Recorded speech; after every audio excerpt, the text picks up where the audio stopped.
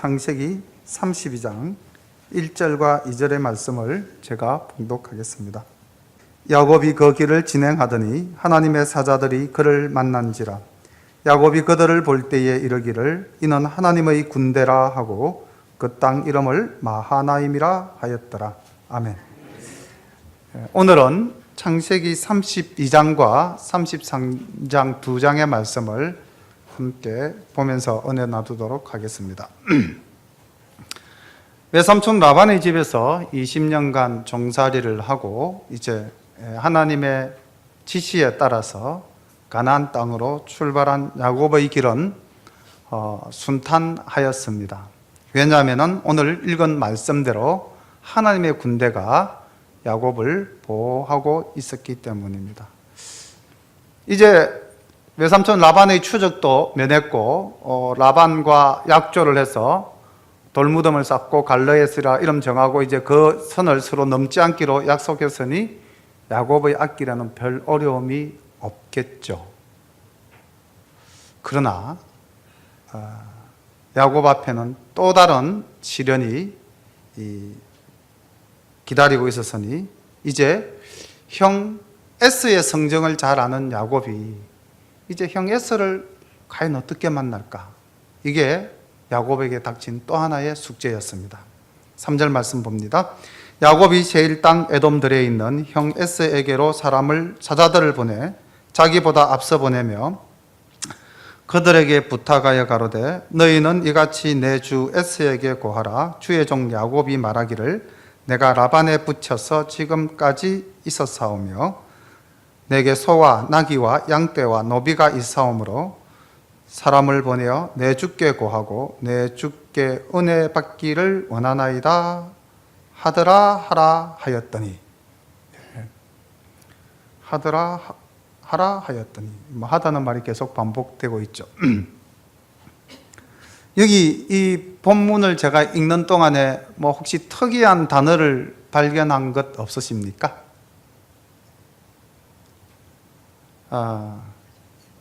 지금 야곱이 그 20년 전에 아버지 이삭으로부터 장자의 명분을 그 형 에스에게서 샀고요. 팥죽 한 그릇에 또 아버지 이삭으로부터 하나님께서 주시는 복도 다 받지 않았습니까?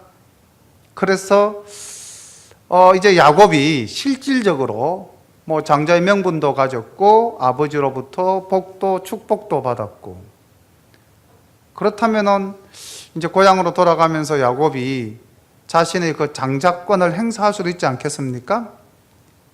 그런데 여기 보시면은요 에스를 주라 칭하고 있습니다. 그리고 자기를 주의 종이라고 이야기하고 있습니다. 주라는 아도나이라는 말은 보편적으로 상대방을 높여서 부를 때 사용하는 언어입니다. 존경의 뜻을 담고 있죠. 야곱이 상당히 많이 변화되어진 것 같습니다. 20년간 집을 떠나 있으면서 고향을 그리워하면서 아마 자기가 그 인간적으로 교묘하게 술수를 꾸미고 복을 가로채고 장자의 명분을 샀던 것을 좀 반성도 하고 이제 형을 만나서 그것을 용서를 구하고 이제 화해를 아마 바라는 그런 마음으로 고향으로 돌아오는 이 길에 자신의 종을 보내서 형에게 청가를 전할 때 주의 종 야곱이 주에게 이러한 용어를 쓰고 있습니다. 그렇게 본다면은 야곱은 지금 형 에서를 만나는 것이 심적으로 상당히 부담스럽게 느끼고 있다는 것을 우리가 알 수가 있죠.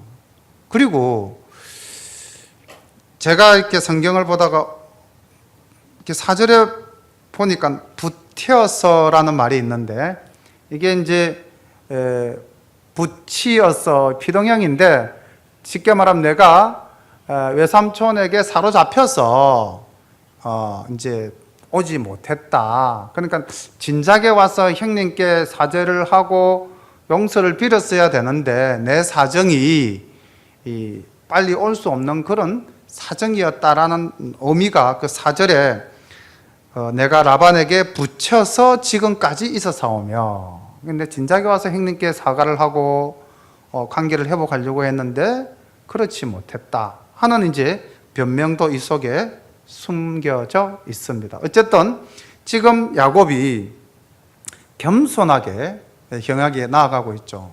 그리고 이제 이 말 속에는 내가 형 앞에서 지난번 샀던 장자의 명분을 주장하지 않겠다라는 의미도 내포되어져 있습니다. 그것이 그 다음에 보면은 5절에 보면은 내게 소와 나귀와 양떼와 노비가 있다. 내가 재물이 넉넉하다는 거죠. 그래서 아버지 이삭의 재물산을 내가 물려받지 않아도 이미 나는 부를 이루었으니 그 점에 대해서도 형님은 걱정하지 마십시오 라는 이제 의미가 다 내포되어져 있습니다. 내가 형 앞에서 형이라고 주장하지도 않겠고 또 형을 대신해서 아버지의 재물을 유산으로 상속받지도 않겠습니다 라는 이제 고백을 보냈습니다. 사자를 통해서. 그랬는데 6절 사자들이 야곱에게 돌아와 가로되 우리가 주인의 형 에스에게 이른적 그가 400인을 거느리고 주인을 만나려고 오더이다. 야곱이 심히 두렵고 답답하여 자기와 함께한 종자와 양과 소와 약대를 두 떼로 나누고 가로되 에스가 와서 한 떼를 치면 남은 한 떼는 피하리라 하고 400명이라는 이 숫자는 뭐 지금 우리가 생각하면 뭐 별로 많지 않은 숫자다라고 생각할 수 있겠는데요. 창세기 14장 14절에 가나안 전쟁이 있을 때 그 롯이 북부 가나안 왕들에게 사로잡혀 갔을 때 아브라함이 몇 명의 병사를 이끌고 적을 치러 갔습니까?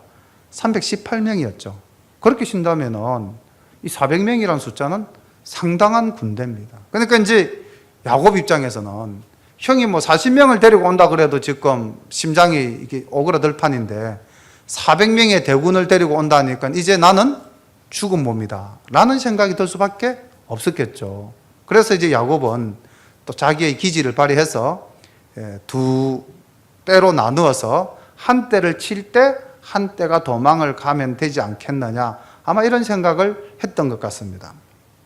그리고 7절에 보면은 그 마음이 심히 두렵고 답답하다고 되어 있죠. 큰 환난을 만난 거죠. 지금 야곱 입장에서는 되돌아갈 수도 없습니다. 갈라에서 외삼촌과 약조를 하면서 뭐라고 그랬습니까? 다시는 이 경계를 넘어가지 않겠다고 그랬잖아요. 그리고 앞에서는 형에서가 400명을 데리고 뭐 진퇴양난의 입장에서 들어가지도 물러서지도 못하는 이런 입장에서 그 다음 9절 보십시오. 야곱이 이 위기의 상황에서 하나님께 기도합니다. 이런 야곱의 자세는 우리가 배워야 되겠죠. 우리가 힘들고 어려운 일이 있을 때는 이렇게 야곱처럼 간절한 마음으로 기도하면 됩니다. 야곱이 또 가로되 나의 조부 아브라함의 하나님 나의 아버지 이삭의 하나님 여호와여 주께서 전에 내게 명하시기를 내 고향 내 족속에게로 돌아가라 내가 내게 은혜를 베풀리라 하셨나이다. 나는 주께서 주의 종에게 베푸신 모든 은총과 모든 진리를 조금이라도 감당할 수 없사오나 내가 내 지팡이만 가지고 이 요단을 건넜더니 지금은 두 때나 이루었나이다. 내가 주께 간구하오니 내 형의 손에서 에서의 손에서 나를 건져내시옵소서. 내가 그를 두려워하오면 그가 와서 나와 내 처자들을 칠까 겁냄이니이다. 주께서 말씀하시기를 내가 정녕 내게 은혜를 베풀어 내 씨로 바다의 셀 수 없는 모래와 같이 많게 하리라 하셨나이다. 그러니 약속을 지켜주십시오. 이런 간절한 마음으로 야곱이 하나님께 기도를 했죠. 나는 하나님의 명령에 순종하였고 하나님으로부터 받은 은혜에 감사합니다. 그러나 하나님, 지금 저는 굉장한 환난에 부딪혀 있습니다. 이 위기에서 나를 건져주실 분은 오직 하나님밖에 없으니 저는 하나님을 의뢰합니다. 우리의 삶이 같지 않습니까? 우리가 하나님으로부터 택함을 받았고 하나님의 풍성한 은혜 속에서 우리가 살아가고 있고, 그리고 그 풍성한 은혜에 우리가 늘 감사하면서 사는데, 그래도 우리에게는 환난과 시련이 닥치는 거죠. 그럴 때 우리는 살아계신 하나님께 기도를 하면 하나님께서 분명히 건져주실 것입니다. 근데 우리가 여기서 야고보의 믿음과 우리의 믿음이 좀 비슷하다라고 생각되어지는 것이 1절과 2절에서 지금 야고보의 그 무리를 지키고 보호하고 동행하는 군대가 있었지 않았습니까? 하나님이 늘 내 곁에 계시는 거죠. 그런데 실제로 위기적 상황이 닥치면 우리는 그것을 잊어버리는 거죠. 하나님이 내 곁에서 지키고 보호해 주신다는 사실을 잊어버리고 당면한 문제에 그냥 집착해서 우리가 그 문제 속에 같이 빠져들어서 정신을 못 차리는 그러한 우리의 모습이나 이 야고보의 모습이나 많이 닮았죠. 하나님은 항상 우리와 함께 하시는 겁니다. 믿습니까? 자, 그랬을 때 하나님은 과연 어떻게 이 야곱을 인도하시는지 살펴보도록 하겠습니다. 야곱이 거기서 격려하고 그 소유 중에서 형 에서를 위하여 예물을 택하니 암염소가 200이요 수염소가 20이요 암양이 200이요 수양이 20이요 전나는 약대 30과 그 새끼요 암소가 40이요 황소가 10이요 암나기가 20이요 그 새끼 나기가 10이라.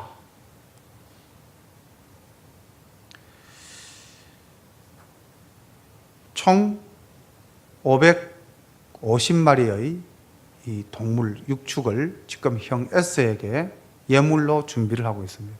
상당한 양이죠.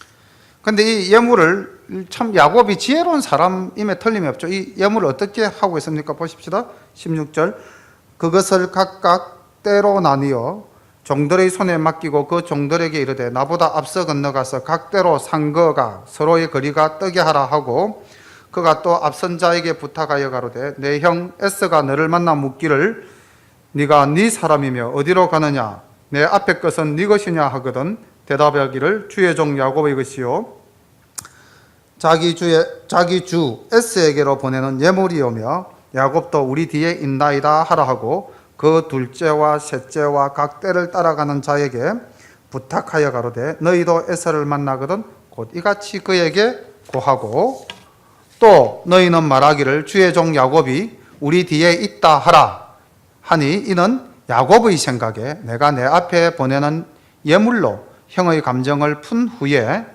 대면하면 형이 혹시 나를 받으리라 함이었더라.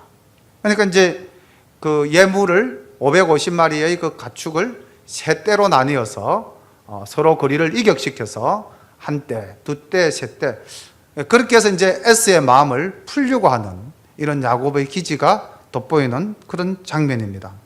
하나님께 기도하고 자기가 할 수 있는 최선의 방책을 찾아서 지금 야곱이 행하고 있죠. 그리고 그렇게 고백하고 있죠. 20절에서 야곱의 생각에 내가 내 앞에 보내는 이 예물로 형의 감정을 푼 후에 선물로 인해서 마음이 흡족해지면 그때 내가 형을 만나고 그러면 형이 혹시 나를 용서하고 나를 받아줄지도 모르겠다. 이런 이제 야곱의 생각이 있었던 겁니다. 그 예물은 그에 앞서 행하고 그는 무리 가운데서 격려하다가 밤에 일어나 두 아내와 두 여종과 11 아들을 인도하여 야복 나루를 건널세 그들을 인도하여 시내를 건네며 그 소유도 건네고 야곱은 홀로 남았더니 어떤 사람이 날이 새도록 야곱과 씨름하다가 예물을 보내고 난 후에 야곱은 가족들도 다 강 건너편으로 보냅니다. 그리고 이제 야곱 혼자 야복강 너머에 있는 거죠. 어려운 일을 당할 때 우리가 하나님께 기도할 때 어떻게 기도하는 것이 좋을까 하는 모형을 여기 이 야곱이 보여주고 있습니다. 홀로 남았더니 예수님도 바리새인들을 향해서 그 외식하는 기도를 꾸짖으시면서 어떻게 말씀하셨습니까? 골방에서 홀로 기도하라고 말씀을 하셨죠. 그리고 예수님도 겟세마네 동산에 또는 사역을 하시다가 항상 한적한 곳에서 홀로 기도했습니다. 홀로 기도한다는 것은 하나님과 나와의 인격적인 만남이 이루어지는 것이죠. 그래서 우리가 하나님께 기도할 때는 정말 조용한 가운데서 내가 하나님의 이름을 부르고 조용히 하나님께 기도하는 그 시간이 나에게 있어서 가장 귀한 시간이 되어야 하는 것입니다. 이렇게 홀로 남아서 하나님과 기도하는 장면을 지금 여기서는 씨름하는 모습으로 묘사해 두었다고 볼 수도 있습니다. 실제로 야곱이 어떤 사람, 주의 하나님의 사자 또는 하나님 또는 천사장 미카엘 과연 그런 신적인 존재들과 또는 천사들과 실제로 자꾸 씨름을 했겠습니까? 그렇게도 볼 수 있겠죠. 문맥 그대로 본다면 그렇게도 볼 수 있습니다만은 이 말씀은 밤새 하나님을 붙잡고 그렇게 씨름하듯이 간절한 마음으로 기도하지 않았겠는가. 예수님께서도 겟세마네 동산에서 기도할 때에 땀방울이 핏방울처럼 흘러내리도록 간절히 기도하지 않으셨습니까? 지금 그와 유사한 기도를 이 야곱이 하나님께 드리고 있는 거죠. 실제적으로 하나님이 이 땅에 내려와서 야곱을 보시면서 이루어진 일일 수도 있습니다. 씨름하였다라는 문맥 그대로를 본다면은. 근데 이 씨름하다라는 말은 히브리어로 네바크라는 말인데, 이 네바크라는 이 말은 하바크라는 히브리어가 원어가 됩니다. 이 하바크라는 말은 단단하다, 단단히 붙잡다, 껴안다 이런 의미거든요. 실질적으로 우리가 하나님을 붙잡고 야곱이 실질적으로 씨름할 수도 있고요. 우리가 또 기도할 때 하나님 붙잡고 우리가 기도한다 이렇게 표현하지도 않습니까? 어쨌든 간절히 하나님께 기도하고 이 문제 해결을 위해서 야곱이 하나님께 구하는 장면으로 봐도 크게 무리는 없을 것 같습니다.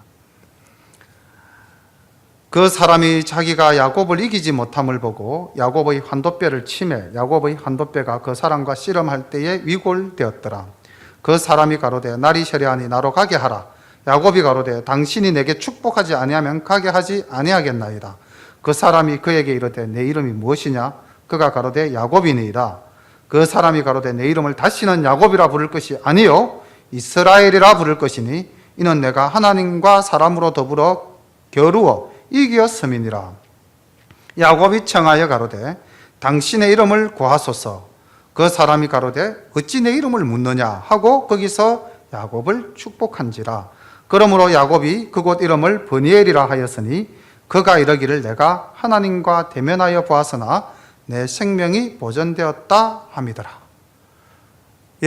하나님을 잡고 밤새워 씨름했죠. 밤새워 기도했습니다. 그러한 가운데 새벽에 동틀 무렵이 되었고 하나님은 이제 떠나가려 하고 야곱은 끝까지 붙잡고 복을 달라고. 그런데 말입니다. 이렇게 밤새워 기도한 이 야곱에게 하나님이 주신 복이 두 가지인데요. 무엇입니까? 하나는 답이 보이죠? 뭡니까? 이름을 야곱이라 하지 말고 이스라엘이라 하라. 계명의 복을 주셨습니다. 아브라함을 아브라함이라 하라. 이렇게 복 주셨듯이 우리가 이름이라는 것이 사실 자기의 존재 본질 아닙니까? 이 야곱이라는 이름은 어떤 의미를 가지고 있었습니까? 야곱이라는 말은 발 뒤꿈치를 붙잡다 이런 의미로서 교만하고 속이고 거짓된 아주 그냥 세상적인 이름이었잖아요. 근데 지금 하나님이 이스라엘이라 하라 했을 때 이 이스라엘이라는 이름은 뭡니까? 하나님과 겨루어 이긴 사람이라는 이제 뜻으로 아주 그 영적으로 풍성한 이름을 가지게 되었죠. 근데 이게 복입니까? 한번 생각해 보시면 야곱이 바라는 복이 과연 무엇일까요? 뭔가 야곱이 바라는 복은 지금 이 형 에스를 만남에 있어서 이 문제를 해결할 수 있는 실질적인 것을 요구했는데 하나님은 이름을 바꿔주셨습니다. 그리고 또 하나의 복을 주셨죠. 이 복은 찾기가 좀 어렵습니다. 자, 찾으셨습니까? 우리의 상식으로 생각하면 복 하면 무조건 긍정적인 것이잖아요. 좋은 것, 긍정적인 것. 근데 하나님이 야곱에게 주신 복은요, 우리가 생각하는 그런 복과는 조금 다릅니다. 두 번째 복이 무엇일까요? 예? 예? 화목하는 것. 항복. 없었으면 여기 항복이 어디 있습니까? 야곱이, 하나님이 항복하고, 내 졌다 하고 올라가신 거. 예. 야곱이 이제 내 모든 것을 내려놓는다. 예, 그건 이름을 바꿈으로써 그런 어떤 이제 아까 이름이 존재의 본질이라면은 영적으로 풍만한 사람이기 때문에 이제 육적이었던 야곱이라는 이름을 버림으로써 그건 가질 수 있겠죠. 첫 번째 복에 해당이 된다고 보면 되겠습니다. 두 번째 복은요, 우리가 그냥 우리의 상식으로 찾으면 절대 못 찾는 복입니다. 자, 여기 보면 사건이 두 가지 사건이 있지 않습니까? 하나는 이름을 주신 사건이 있고요. 또 하나는 뭡니까? 환도뼈를 위골이 되게 했죠. 이게 복입니다. 이게 무슨 복이야? 그렇죠. 환도뼈를 위골시켰다는 것은 나중에 보면 야곱이 절면서 가는 모습이잖아요. 다시 말하면 그가 강건하고 그가 육체적으로 이상이 없을 때는 나는 모든 것을 할 수 있는 사람이다. 나는 지혜로운 사람이다. 나는 아버지의 살림을 살았고 외삼촌 집에서 20년을 살았던 사람이다.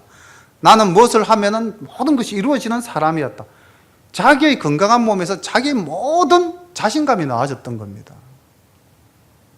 근데 하나님이 환도뼈를 치셨어요. 환도뼈라는 게 이제 이렇게 우리의 엉치뼈를 받치고 있는 허벅다리에 받치는 그 뼈인데, 이게 뭐 우리가 좌골신경통 클 때 이제 그 좌골 그 부분인데, 이게 사실 우리 몸을 지탱하는 굉장한 이 뼈지 않습니까? 근데 이걸 어깃장을 놔버리니까 이제 이게 중심이 흩어질 수밖에 없고, 이제 다리를 절면서 갈 수밖에 없는 그런 입장이 되지 않았습니까? 다시 말하면 자기의 육체적인 그 모든 것을 잃어버리는 순간입니다. 하나님이 사도 바울을 불러 써야 되겠다 할 때 그 기세등등한 사울에게 눈을 멀게 하지 않았습니까? 우리가 만약에 우리가 생각했을 때 고난이죠, 이거는. 우리가 생각할 때 고난과 우리가 생각할 때 뭔가 좋지 못한 것이 왔을 때 우리는 그걸 저주라고 생각하면 안 된다는 말씀이죠. 그것도 복입니다. 살면서 우리는 좋은 쪽으로만 늘 기도하고 좋은 쪽으로만 받기를 원하는데 하나님의 일하시는 방식은 다르다는 거죠. 우리가 원하는 것을 주지 않고 하나님의 방식대로 주셨다는 겁니다. 그런데 결과론적으로는 하나님이 주신 것이 선을 이루고 하나님께서 주신 것이 우리의 문제를 해결하게 되는 것입니다. 조금 있다가 뭐 말씀이 나오지만 한번 생각해 보십시오. 야곱이 지금 수많은 재산과 노비와 그리고 그 당당한 몸으로 형 에스 앞에 간다고 한번 생각을 해 보십시오. 그럼 형 에스가 야곱을 어떤 관점에서 바라보겠습니까? 저게 내하고 세력이 비슷해? 맞짱을 떨어오나? 이게 이제 정말 뭐 종을 보내서 뭐 이렇게 내게 뇌물을 좀 써더니만 그건 위장된 작전이었고 뭔가 이게 나를 치려고 하나? 혹 그런 의심을 이 에스가 가질 수도 있지 않겠습니까? 그런데 지금 형을 만나러 오는 야곱의 모습이 어떻습니까? 밤새 하나님과 씨름하고 몰골은 초라해졌을 거고, 그죠? 그러다가 다리뼈가 어그러져가지고 이제 쩔뚝쩔뚝 절면서 오는데 그게 지금 자기의 경쟁 대상으로 보겠습니까? 아니면은 불쌍히 여겨야 될 대상으로 보이겠습니까? 하나님의 일하는 방식은 이와 같은 것이죠. 그래서 야곱을 치고, 야곱은 31절에 보십시오. 그가 버니엘을 지날 때에 해가 돋았고 그 한도뼈로 인하여 절었더라. 오늘날 말로 하면 이제 지체장애가 된 겁니다. 장애자가 되어버린 거죠. 그 사람이 야곱의 환도뼈 큰 힘줄을 증거로 이스라엘 사람들이 지금까지 환도뼈 큰 힘줄을 먹지 아니하더라. 뭐 이 야곱의 사건이 얼마나 이스라엘 백성들에게는 큰 교훈이 되었냐면은 음식도 가려 먹게 되었다. 이런 이야기죠.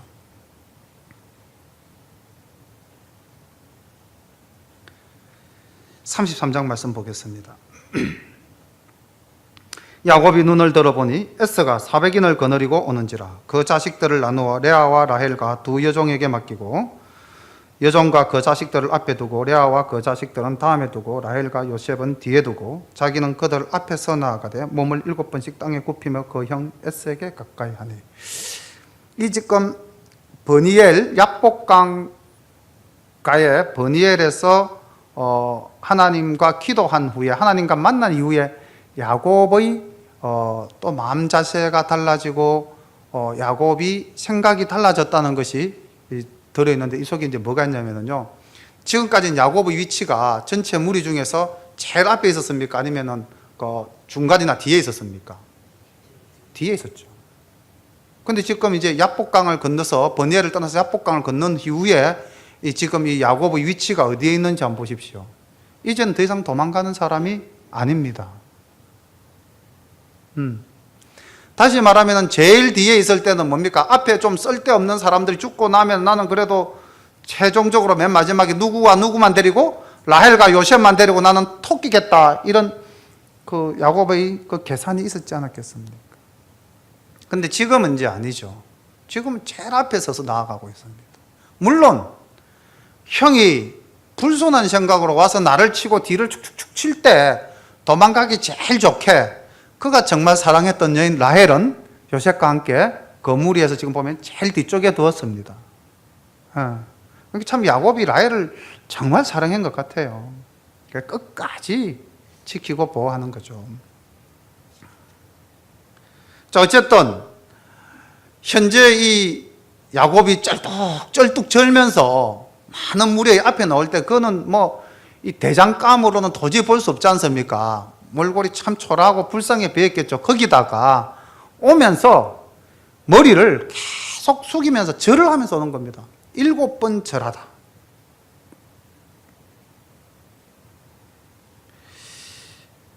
(1887년에) 이집트의 텔 엘 아르마나라는 지역에서 석판이 하나 발견이 되어졌습니다.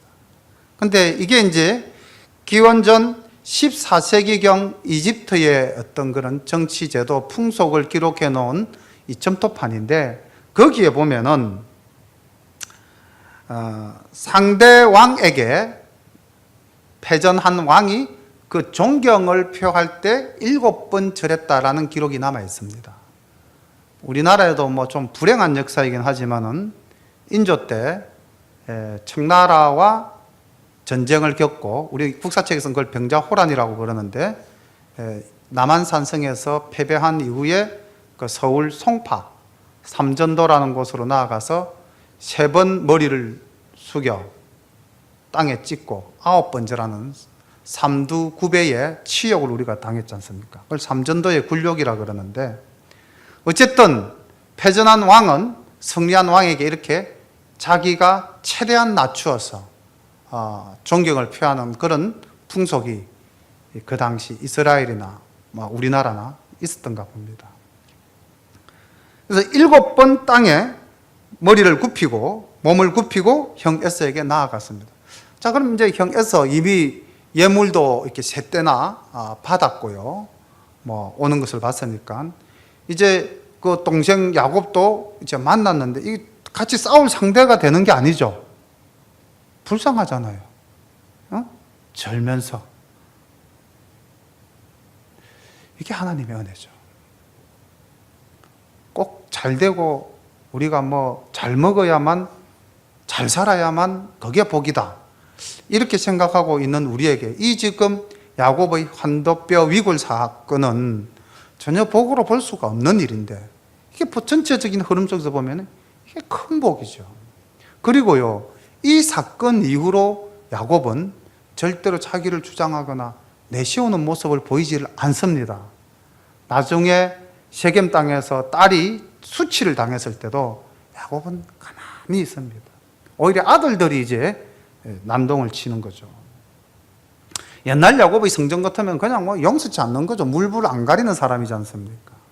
그런데 하나님으로부터 큰 복을 받은 거죠. 낮추고 겸손해지는 복을 받은 겁니다.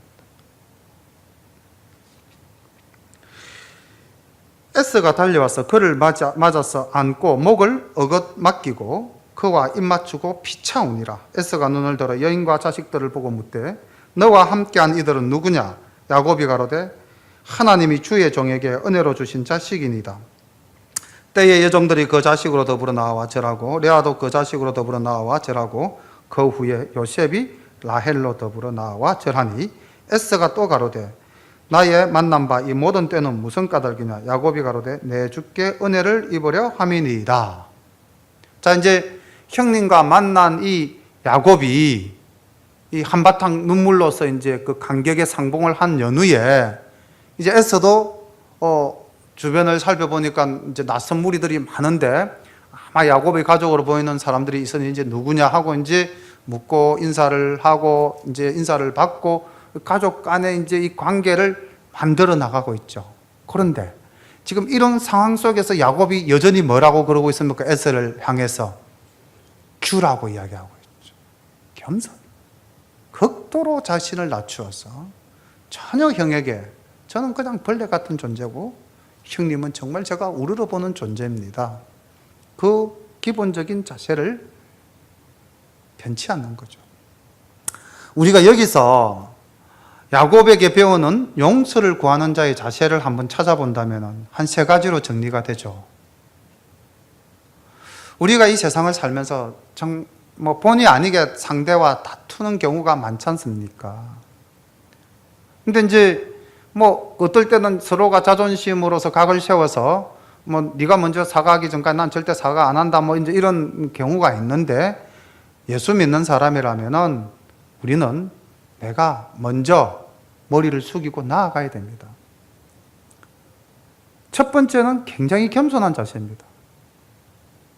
계속해서 지금 주라고 부릅니다. 형님이라는 말을 아예 쓰질 않죠. 잠언 24장 4절에 보면 겸손과 여호와를 경외함의 보응은 재물과 영광과 생명이니라. 하나님을 섬기는 것과 겸손이라는 것이 거의 의미상으로는 동격으로 놓여 있어요. 겸손이 그리고 하나님을 섬기면은 거기에 대한 대가는 재물과 영광과 생명이 돌아온다는 거죠. 예수님께서도 그러셨잖아요. 높아지려면 낮아지고 낮아지는 자가 높아진다. 예수 믿는 우리가 갖추어야 될 가장 기본적인 덕목은 겸손입니다. 두 번째, 야곱이 형 에서에게 용서를 구하면서 한 일은 자기가 정성을 다해서 예물을 준비했죠. 우리가 상대방과 싸우고 난 뒤에 말로만 미안하다 라고 하는 것하고 내가 정말 정성을 다해서 그 사람의 마음을 풀어주기 위해서 어떤 물질을 제공한다면 그 사람의 마음이 어떨까요? 잠언 21장 14절에는 이렇게 기록되어져 있습니다. 은밀한 선물은 노를 쉬게 하고 품 안의 뇌물은 맹렬한 분노를 그치게 하느니라. 이 선물의 기능이라는 것이 상대방의 노를 깔아앉히고 상대방이 가진 분노를 없애준다는 것이죠. 그래서 정말로 내가 사과해야 할 대상이 있다면은 먼저 겸손하게 자그마한 선물이라도 정성껏 준비해서 내 할 도리를 다 한 연후에 그 다음 야곱이 어떻게 했습니까? 하나님 붙잡고 기도하지 않았습니까? 하나님께 간구하는 것입니다. 그러면 하나님은 이렇게 우리에게 복 주십니다. 시편 91편 4절에 보니 그가 너를 그의 깃으로 덮으시리니 내가 그의 날개 아래에 피하리로다. 그의 진실함은 방패와 손방패가 되시나니. 하나님은 우리를 두 날개 아래 품어주시고 하나님 친히 우리의 방패 되셔서 우리의 모든 환난을 막아주신다는 거죠. 모든 관계를 회복시켜 주신다는 거죠. 그래서 우리가 세상 살면서 직접적으로 싸우진 않더라도 마음으로라도 내가 싸웠다면 예수님께서는 형제를 두고 나가라 하는 자마다 살인하는 자라고 말씀을 하셨는데, 우리가 얼마나 이 세상 살아가면서 상대와 보이지 않는 다툼을 많이 합니까? 그럴 때마다 우리가 이 야곱에게 배운 화해의 테크닉을 가지고 좀 더 선하게, 좀 더 하나님 믿는 사람으로서의 아름다운 그런 겸손한 삶을 보였으면 좋겠습니다. 9절 말씀부터 보겠습니다. 에서가 가로되 내 동생아 내게 있는 것이 족하니 내 소유는 내게 두라. 야곱이 가로되 그렇지 아니하나이다. 형님께 은혜를 얻어싸오면 청컨대 내 손에서 이 예물을 받으소서. 내가 형님의 얼굴을 배운 적 하나님의 얼굴을 본 것 같사오며 형님도 나를 기뻐하심이니이다. 하나님이 내게 은혜를 베푸셨고 나의 소유도 족하오니 청컨대 내가 형님께 드리는 예물을 받으소서 하고 그에게 관건하며 받으니라. 뭔가 조금 변화가 있죠. 뭐가 변화가 있습니까? 주라는 말이 사라지고 형님이라는 용어가 이제 등장이 됩니다. 서로 입맞추고 껴안고 울고 화해를 했지만은 야곱은 여전히 형 에서가 두렵고 무서운 존재였죠. 언제 칼을 들어 나를 칠지 모르는 사람이었죠. 그런데 9절에 보니까 내 동생아 이렇게 이제 이야기를 한 겁니다. 야곱 내 동생아. 그 말 한마디에 이제 야곱이 마음이 풀어지고 긴장이 사라지고 이제 그 형의 따스한 사랑을 받으면서 자기도 이제 형님이라는 소리가 입에서 나오게 되었죠. 우리가 이 말은 가끔씩 인용해서 쓰기도 하죠. 형님의 얼굴을 보니 하나님을 본 것 같다. 우리 이 말 뭐 좀 반가운 사람 만나면 이런 말 종종 쓰지 않습니까? 이때 이 야곱의 마음이 얼마나 그 참 기쁘고 이제 안심이 되었으면은 그 지금 에서의 얼굴을 그 사랑이 충만한 하나님의 얼굴과 같다고 이렇게 표현을 했겠습니까? 뭐 형 에서가 들었을 때는 뭐 가장 찬사의 이야기였겠죠.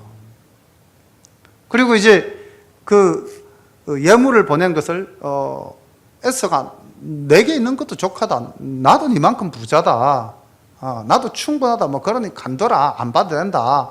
자, 이렇게 이야기할 때 옛날 야곱 같으면 어땠을까요? 찬스다. 이건 뭐 내가 주려고 했지만 자기가 굳이 안 받겠다는데 뭐 내가 줄 필요가 있나? 혹 그런 생각을 할 수도 있는 사람이죠. 야곱이라는 분은요. 그런데 끝까지 관건해서 형에게 받기를 청하고 있습니다. 이게 이제 야곱이 또 달라진 모습이죠. 그런데요, 이 옛 풍속에 의하면 그 당시 근동 지역에서는 상대방이 준 예물을 받을 때의 진정으로 그 모든 일이 이루어진다는 것이죠. 뭐 화해면 화해, 조약이면 조약, 성립이 된다는 겁니다. 그러니까 아무리 지금 형이 말로써 뭐 나를 용서하고 동생아 해도 형님이 이 예물을 받지 않는다면 그것은 또 위장된 전술일 수도 있다는 것이 이제 그 당시의 풍속이었습니다. 그러니까 야곱 입장에서 무조건 형님 이걸 받아줘야만 내가 이제 용서를 받는 확정이 되는 거죠. 그래서 이제 형에서도 그것을 받았죠. 다음 구절 보겠습니다. 에서가 가로되 우리가 떠나가자. 내가 너의 앞잡이가 되리라. 자, 이 말이 또 야곱에게는 심쿵이었습니다. 이 심쿵이 무슨 말씀인지 알죠? 심장이 쿵 내려앉는다라는, 요즘 뭐 이 젊은 사람들이 쓰는 용어인데 굉장히 좋은 용어로 쓴다고 그럽니다. 상대방을 봤을 때 뭐 심장이 쿵 내려앉을 정도로 멋있어 보인다. 이때 뭐 심쿵 쓴다 그러는데, 지금 야곱은 상대방 이 말이 좋아서가 아니라 지금 막 또 살뜰리는 말이 되어버린 거죠. 그래서 13절 보십시오. 다시 호칭이 바뀝니다. 야곱이 그에게 이르되 내 추도하시거니와 자식들은 유약하고 내게 있는 양떼와 소가 새끼를 데려선 적 하루만 과히 몰면 모든 떼가 죽으리니 청컨대 내 주는 종보다 앞서가소서. 나는 앞에 가는 짐승과 자식의 행보대로 천천히 인도하여 세일로 가서 내 주께 나아가리이다. 왜 형님 했다가 다시 또 주로 돌아서 버렸습니까? 이 지금 야곱의 생각과 에서의 생각이 다른 거죠. 야곱은 지금 어디로 가야 됩니까? 가나안 땅으로 가야 됩니다. 하나님이 가나안으로 가라 그랬잖아요. 아버지 이삭이 있는 고향으로 가야 됩니다. 그런데 형 에서는 어디서 왔습니까? 전도사님 지도 조금 부탁드리겠습니다. 이제 좀 지도를 보면서 우리가 야곱이 왔던 길을 한번 살펴보겠습니다. 저 위에 하란에서부터 야곱은 출발했습니다. 보라색 하살표를 따라서 쭉 내려와 가지고 이제 마하나임에서 하나님의 군대가 함께 한다는 것을 봤죠. 그리고 이제 야복강을 건넙니다. 야복강을 건너서 숫곳이라는 곳에 도착하기 전에 형 에스를 만납니다. 그 형 에스가 올라온 것은 이쪽에 사해 오른편이죠. 사해 오른편에 보이는 연두색 화살표가 에스의 이동 경로입니다. 그리고 지금 야곱이 내려가야 될 것은 보라색 화살표를 따라서 계속 아버지 이삭에게 내려가야 되거든요. 길이 지금 다른 겁니다. 근데 형 에스가 뭐라고 그러냐면요, 내 땅으로 가자 그러는 거예요. 지금 야곱이 가야 될 방향과 맞지 않는 겁니다. 다시 말하면 이게 포로로 이제 끌려가는 것과 같은, 뭔가 지금 하나님의 명령대로 가지 못하는 것 같은, 이때까지 모든 것이 잘 진행이 되어져 왔는데 그것이 또 막히는 것과 같은 생각을 가지게 된 거죠. 심장이 쿵 내려앉아 버린 겁니다. 그러니 형님을 또 형님이라고 못 부르는 거죠. 다시 주로 돌아가 버렸습니다. 이거 아닙니다. 마음을 상하지 않게 하면서 지금 야곱은 자기의 길을 가야 되죠. 하나님이 지시한 땅으로 가야 되지 않습니까? 그래서 최대한 다시 겸손하게 또 자세를 낮추어서 내 형편이 형님 보시기에 형님을 따라갈 수 있는 처지가 못 된다. 동물들도 먼 길을 걸어왔고 우리 가족도 먼 길로 왔고 아이들은 지금 아무리 큰 장자 르우벤이라 할지라도 지금 나이가 몇 살입니까? 최대 한번 생각해 보십시오. 첫 7년간은 결혼 못하고 종사를 했으니까 뒤에 7년하고 6년하고 합치면 13년이지 않습니까? 그러니까 르우벤이 장가 가자마자 바로 아를 낳다 하더라도 13살 정도, 14살 정도밖에 안 되는 나이지 않습니까? 그럼 요셉은 거의 지금 젖먹이 가까운 수준에 돼 있을 거, 그죠? 얼추 그렇겠죠. 그러니까 그 400명의 군대를 따라 못 가죠, 현실적으로도. 그런데 야곱이 형님과 그 행보를 같이 할 수 없는 내 처지다. 이것을 좀 헤아려 달라 하고 또 겸손히 청합니다. 13절에 보시면 나시거니와 자식들은 유약하고 내게 있는 양떼와 소가 새끼를 데려선적 하루만 과히 몰면 모든 떼가 죽으리라. 이거는 현실적으로 좀 불가능합니다. 한 번만 봐주십시오. 이렇게 이야기를 하죠. 그리고 형님이 먼저 가 계시면은 제가 가족들을 데리고 형님께로 가겠습니다. 안 가죠. 가겠습니다 했지만 갈 수가 없는 거죠. 왜냐하면 지금 야곱이 가야 할 길은 가나안 본향을 향해서 가야 되기 때문에. 에스가 가로되 내가 내 종자 수인을 내게 머물리라. 야곱이 가로되 어찌하여 그리하리이까? 나로 내 주께 은혜를 얻게 하소서 하매 이날에 에서는 세일로 회정하고. 그 에서는 그럼 좋다. 그럼 내가 내 부하 몇 명을 너희 그 무리에 둘 테니까 그럼 그 부하의 보호를 받으면서 오너라.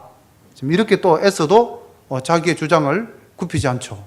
야곱 입장에서는 이것도 수용할 수가 없죠.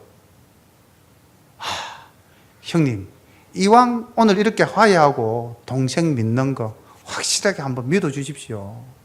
이렇게 이야기하고 있는 거죠. 내가 주께 은혜를 얻기를 원하나이다. 야곱의 겸손함이 에스의 마음을 돌린 겁니다.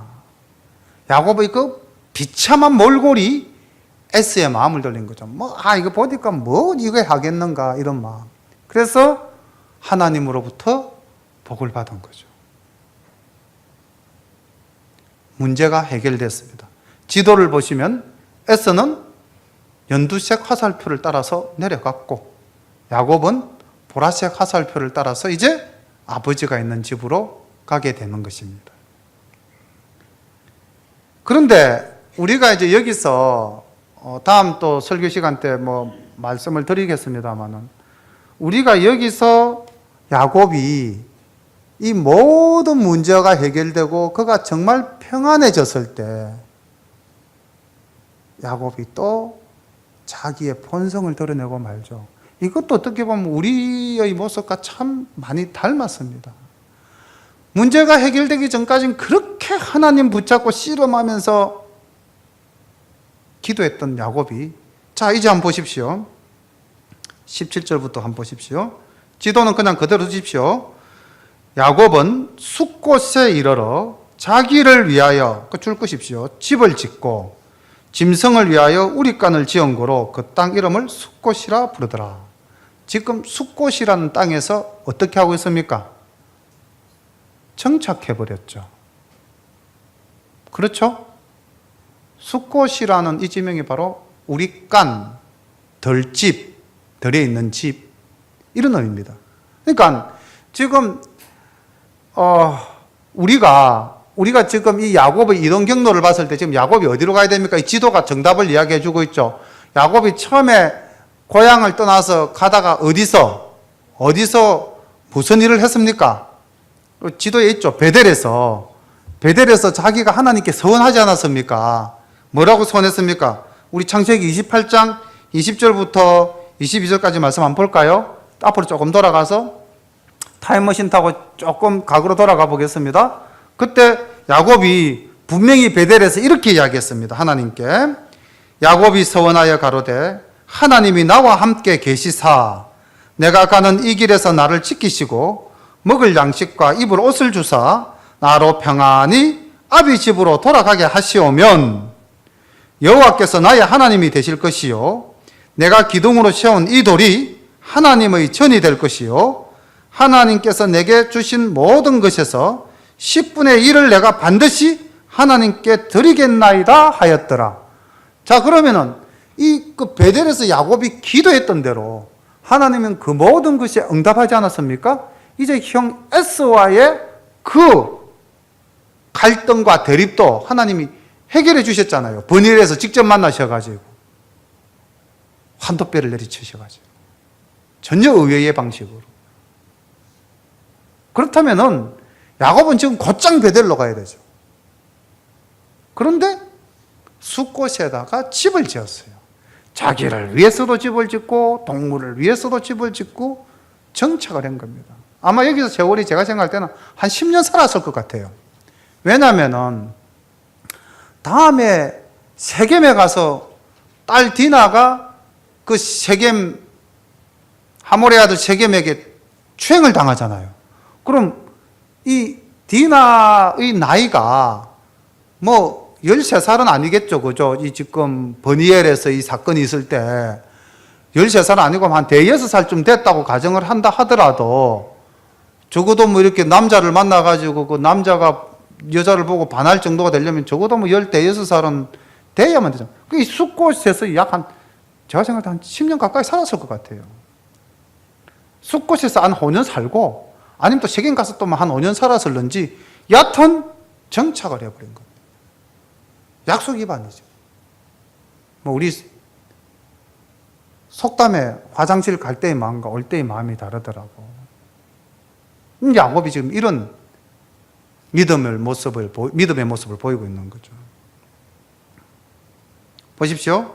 그 다음 숫곳을 떠나서 지도를 보시면 이제 숫곳을 떠나서 야곱이 18절 말씀만 보십시오. 야곱이 밧단 아람에서부터 평안히 가나안 땅 세겜성에 이르러 성 앞에 또 그 장막을 치고 그 장막 친 밭을 세겜의 아비 하몰의 아들들의 손에서 은 100개로 사고 거기서 단을 쌓고 그 이름을 엘렐로헤 이스라엘이라 하였더라. 자, 이게 지금 뭔가 대단히 잘못됐죠. 지금 야곱이 하나님의 제단을 쌓고 예배를 드렸어요. 그리고 하나님, 이스라엘의 하나님, 나의 하나님, 이스라엘이 자기니까요. 하고 이렇게 기도를 드립니다. 근데 그 장소가 어디입니까? 세겜이잖아요. 근데 지금 자기가 이 예배를 드리고 자기가 가진 것이 10분의 1을 바쳐야 될 장소는 어디입니까? 하나님의 집 베델로 가야 되죠. 그래서 34장 사건이 일어날 수밖에 없었던 겁니다. 복받은 자가요, 복을 받으니까 다시 하나님의 품을 떠나버리는 거죠. 우리 많은 성도님들이 범하는 오류, 실수가 바로 이것 아닙니까? 문제가 해결되기 전까지 하나님께 열심히 기도했습니다. 문제가 해결됐습니다. 그럼 그 문제 해결된 것이 꼭 나의 힘으로, 나의 기도로, 내 능력으로 된 걸 알고 있죠. 그리고는 내가 하나님과 언제 어떻게 무슨 약속을 했어요? 잊어버리는 거죠. 우리 그렇게 하나님 앞에서 시건한 것, 우리가 그렇게 하나님 앞에서 거짓말한 것이 얼마나 많습니까? 가슴에 손을 얹고 한번 생각해 보십시오. 이 야곱의 오늘 이 모습과 지금 나의 이 모습이 닮은 꼴은 아닌지요. 에렐로의 이스라엘, 하나님, 이 이스라엘 나의 하나님, 그 예배가 공허하다는 거죠. 왜? 하나님과 약속된 예배가 아니기 때문에 그런 겁니다. 내가 하나님께 서원하고 약속한 그 예배를 드리지 못할 때 그 예배는 아무런 의미가 없어요. 그리고 하나님은 또 침묵하십니다. 우리가 사사기를 보면 그렇지 않습니까? 힘들고 괴로울 때는 하나님을 부르죠. 하나님이 사사를 주어서 문제를 해결하면은 또 내가 언제 하나님을 불렀느냐 하고 잊고 살고, 그 악순환이 계속되는 것이 사사기 아닙니까? 오늘날 우리의 삶이 그 사사시대의 모습과 여전히 동일한 모습들은 없습니까? 오늘 이 야곱을 보십시오. 밤새워 자기 몸에 징표로 남아있지 않습니까? 이 예배를 드릴 때 이 야곱의 몸이 어떤 몸입니까? 환도뼈가 위골이 돼가지고 자기가 절고 있잖아요. 이게 하나님이 너와 함께 하고 있다는 여실한 증명 아닙니까? 그럼에도 불구하고 숫곳에서 장막을 치고 세겜에서 장막을 치고 베델로 가야 할 사람이에요. 오늘 32장과 33장의 말씀에서 우리는 여러 가지 교훈을 받게 됩니다. 야곱이라는 사람이 어떤 사람이었습니까? 얼마나 교만한 사람이었습니까? 얼마나 자기 자신을 믿는 사람이었습니까? 지혜도 많고요. 힘도 셌습니다. 20년간 종살이해도 힘이 팔팔했지 않습니까? 애를 12명이나 낳지 않았습니까? 부족한 게 없는 사람이었잖아요. 그 사람이 그래도 형에게 고향으로 돌아오면서 자기를 낮추고, 그래도 안 되니까 하나님 붙잡고 기도하고, 그렇게 해서 하나님 응답받고 다 잘 됐는데 하나님께서 나로 하여금 평안히 돌아오게 하신다면 내가 이 기름 부은 이 돌기둥 베델에서 다시 하나님께 11조를 드리겠다고 분명히 20년 전에 약속했는데 왜 수콧에다가 장막을 칩니까? 왜 세겜에 장막을 쳐요? 그리고요, 언백세겔로 그 땅을 샀다고 하지 않습니까? 땅을 샀다는 거는 여기서 머물겠다는 뜻과 동일한 거 아닙니까? 우리가 오늘 하나님을 떠나서 내 생각으로 땅을 사는 일은 없습니까? 그런 일이 있다면 우리가 겸손하게 하나님 앞에 고백하고 하나님께 회개하고 다시 한 번 더, 분명히 하나님도 우리에게 뭔가 징표를 주셨을 거예요. 야곱의 환도뼈를 위골시켰듯이 분명히 우리에게 징표를 주셨을 거예요. 내 몸 어딘가 그 흔적이 있을 겁니다. 돌아보면 있어요. 내 삶의 어느 한 구석에 하나님이 나와 함께 하셨고 나에게 응답해 주신 그 일들이 있을 겁니다. 돌아보시면서 늦기 전에 베델로 올라갑시다. 기도드리겠습니다. 사랑의 아버지 하나님, 은혜를 감사드립니다. 야곱과 같은 우리들의 모습을 보면서 오늘 하나님 아버지께서 창세기의 그 귀한 말씀으로 다시 한 번 더 우리의 삶을 돌아보고 하나님과 나와의 이 인격적인 만남, 그 귀한 만남을 허락해 주심을 감사드립니다. 아버지 하나님, 우리가 힘들 때, 우리가 어려울 때, 우리가 위기다라고 생각할 때 하나님 붙잡고 씨름하듯이 기도하고 하나님 앞에 간절히 매달렸고 그래야 하나님 응답하사 모든 문제를 해결해 주셨는데 오늘 우리는 또 어떻게 살아가고 있는지 다시 한 번 더 돌아봅니다. 사랑하는 하나님 아버지, 오늘 이 예배를 함께 드리는 우리 샤론 가족, 이 성전에서 드리는 우리 교우들과 인터넷으로 예배 드리는 모든 교우들이 하나님 앞에 바로 서고 하나님의 집 베델로 올라가는 우리 모두가 될 수 있도록 인도하여 주시옵소서. 예수님의 이름으로 감사하며 기도드립니다. 아멘.